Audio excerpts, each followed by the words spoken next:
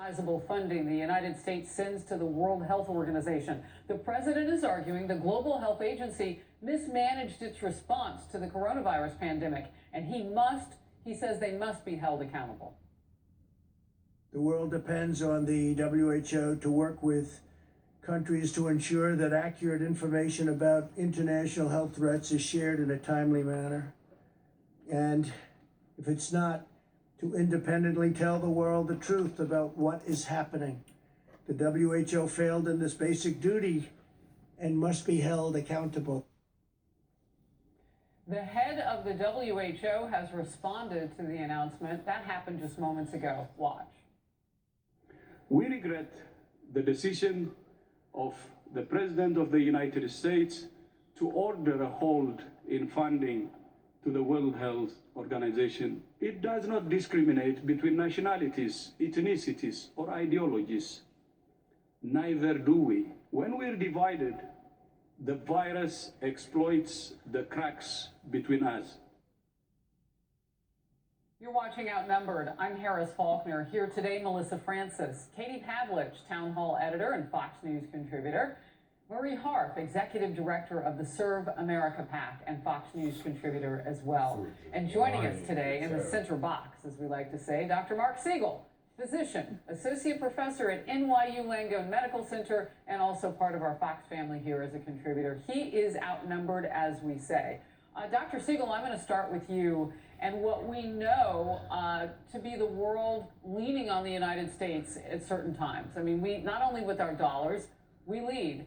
What do you think about defunding, whether it's temporarily or longer term than that, the WHO? What impact do you think that has globally? It's a very bold move, and I think it's getting a lot of attention. Keep in mind, Harris, that the World Health Organization gets 16% of its funding from the United States. But I think what President Trump is referring to here is a disgrace that went on where in late January, whenever this virus really started emerging from China, we don't know. At first they were saying it wasn't transmissible human to human. Then they were saying it's a regional problem only. Back at the end of January, without even their inside information, was saying this sounds like a global pandemic. 1.5 billion people are living in China. The question is, how did the WHO preside over a situation where this virus was escaping to Europe, then to the east coast of the United States, under their watch, without them calling it a pandemic, with them saying, let's handle it regionally while we watched? They didn't let the CDC in either. Now, that's China didn't let the Centers for Disease Control in, begging to come in multiple times. That's not the WHO, but the WHO has a lot of influence over China, and there were clearly a lot of political motives going on here. I want to put up some numbers if we can, because you mentioned that 16% amount of contributions coming from the United States. The U.S. has been the organization's largest funder since it was founded in 1948. And look at the dollar signs, contributing more than $500 million per year, nearly 10 times the amount which China contributes. Those are new numbers per the Fox News Brain Room research. And I find that, Melissa, to be an even bigger number than we knew. I mean, we had been talking about this, but that is a huge, huge amount.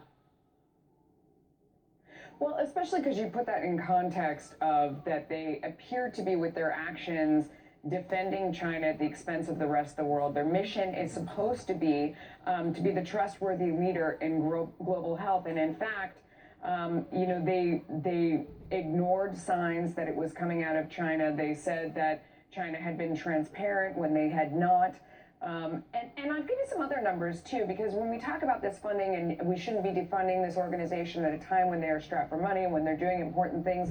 If you look at their most recent budget back in 2018, they spent $200 million in their travel budget. A lot of that was five-star hotels and business class travel. At the same time, they spent about $71 million, less than half of that, about a third of that. They spent on fighting AIDS and hepatitis around the world.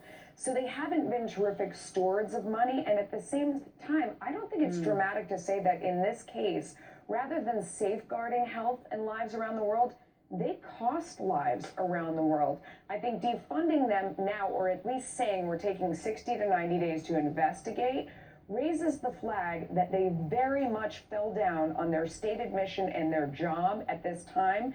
And it caused lives around the world, and somebody needs to safeguard the world's health and to be the arbiter of what's going on. They did not do that here. They either need to correct their mistakes or we need a different organization to do it, because that role must be filled. You know, Katie, just in terms of the role that Melissa is talking about with the WHO and all of the details that even per our U.S. intelligence, we can start to tick off now about what we were told versus what we knew, so on and so forth. Is it time for the WHO director then to acknowledge some of this and to fill in some of the gaps? I mean, we're still missing origin level information about the coronavirus, and as we try to build toward a vaccine, even Doc Siegel has said it, you're going to need some of that info. Right. So President Trump is giving the World Health Organization an opportunity to prove that they are worth the amount of money that we are sending them, that they are doing their job.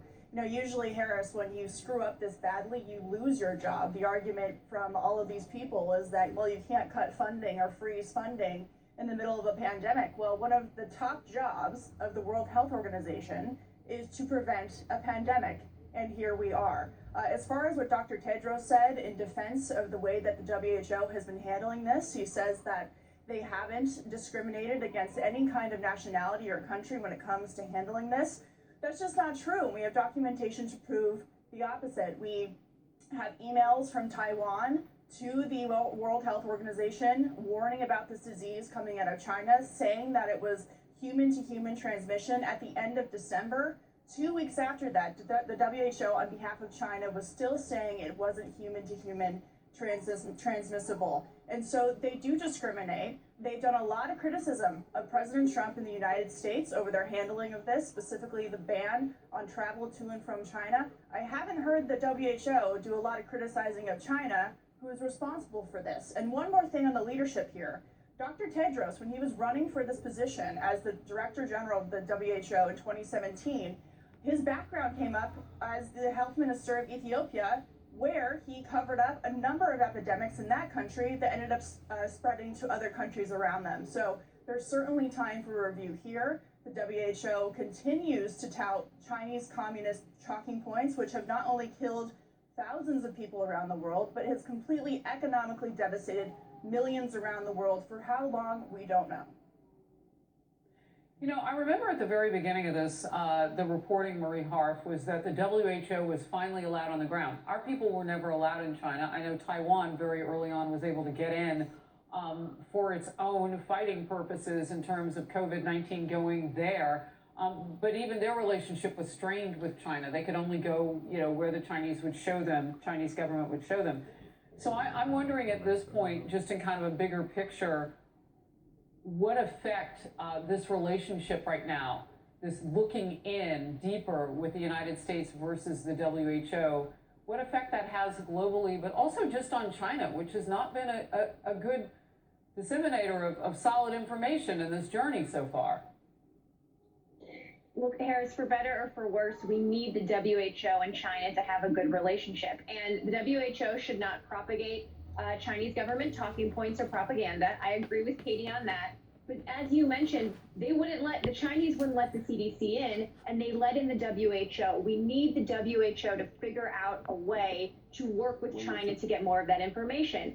And certainly, they have not been perfect. I mean, the tweet that they put out saying that there was no human-to-human transmission here is one of those that will live forever as probably one of the most irresponsible. But the way to make international institutions better is not to pull away from them, is not to pull funding from them. It's to play a more active role, not necessarily with more money, but to keep funding them and to work with them to make them better. Because whatever they did or didn't do right over the past months, right now they are the World Health Organization helping guide countries around the globe in how they are dealing with it going forward. So we have to look back, but we also have to focus on the really critical work they're doing, and they still have to do in the coming months. We can't let that work be put on hold because of this effort to look back as well. So it's interesting what you say, Marie, and I want to go back to Doc Siegel on this. You know, we're going to depend somewhat on the WHO going forward. Can we depend on the WHO when now they have said things like, well, if you pull the funding, I'm paraphrasing the director here, but the spirit is right with the facts. you'll have death on your hands, United States. I don't think we can depend on them at all. I think they went from underreacting. Once the spotlight was on them, they overreacted. Harris, do you know that their assistant director in charge of communicable diseases actually was a Chinese public health official for 30 years? That's to emphasize Katie's point. I think that we have to take a very close look at them as a political arm. When it comes to medical information, by the way, that's a layer down. I want to send a little quick shout out here to the people on the ground that are doing the work, putting together their website, giving information on diseases. That's a totally different issue, and they're actually worth it. But when it comes to how they act as a political arm or their communication, it's atrocious. And in this case, Interesting. I also agree that they cost thousands of lives. So, Doctor, I'm going to ask the team to put this up there. It's from Microsoft co-founder Bill Gates, whose family foundation is the second largest donor to the WHO after the United States. Here's what he tweeted: halting funding for the World Health Organization during a world health crisis is as dangerous as it sounds. Their work is slowing the spread of COVID-19, and if that work is stopped, no other organization can replace them. The world needs WHO now more than ever.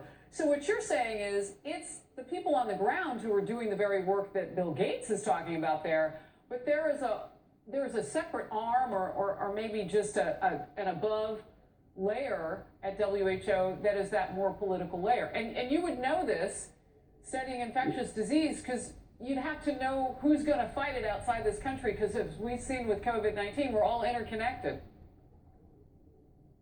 This pulling the money, the funding, is a warning from the president. Right now, we have a national emergency going on in the United States with $2.2 trillion being thrown at it, and every health official in the country is on it. I don't think the World Health Organization is the issue right now. I don't think we actually need their help now the way we need it in the future, the next time, or looking forward, so that we have more worldwide cooperation. I'm not worried about pulling the funding now, impacting our treatment here on the ground. I am worried. I think the warning is deserved. All right. Doc Siegel, everybody sit tight. President Trump suggesting we may be less than 24 hours away from getting details on a plan to reopen the economy. So how soon could some areas of the nation be returning to work? We'll get into it. Plans to reopen the country are close to being finalized, and we will soon be sharing details and new guidelines with everybody.